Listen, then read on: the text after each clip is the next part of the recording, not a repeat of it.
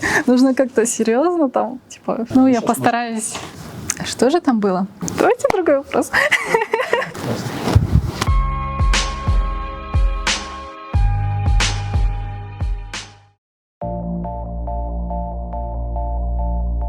А так, наверное, самая главная черта, которая вот всегда присуща мне, это что я очень свободолюбивая. Очень не люблю ограничения, когда в рамки пытаются ставить.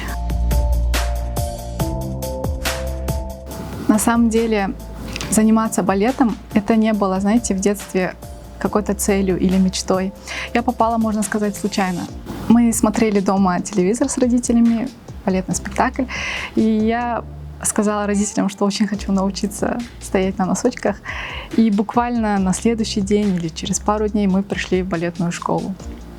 И вступительные экзамены были где-то через 1,5 месяца или 2, а у меня не было никакой физической подготовки. И пришлось вот экстренно приводить себя в форму. И вот.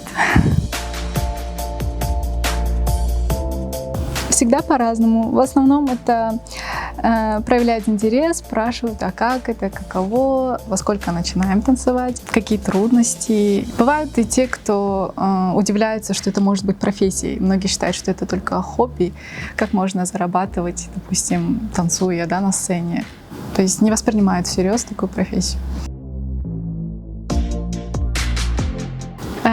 Музыку я слушаю абсолютно разную, под настроение главное, что она подходила. В основном это современные исполнители, неважно, западные, наши отечественные. Также люблю просто инструментальную музыку, в основном люблю музыку на фортепиано или оркестр. Очень нравится такая вдохновляющая, такая величественная музыка в исполнении какого-нибудь оркестра, да, может. Я изучаю японский язык.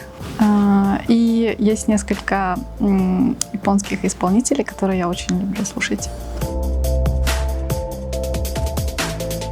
Лично мне не приходилось здесь все индивидуально.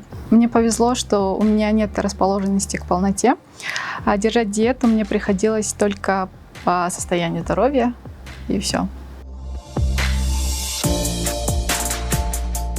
Неимоверно счастлива была на прошлой неделе. Мне подарили питомца, котенка, и я была безумно счастлива. Ее зовут Айри. Это японское имя. Ай — это любовь, Ри — это белый жасмин.